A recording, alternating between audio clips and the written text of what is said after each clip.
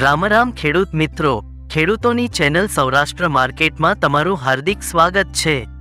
આપણે આ વિડીયોમાં જાણીશું અમરેલી માર્કેટ યાર્ડના ભાવ।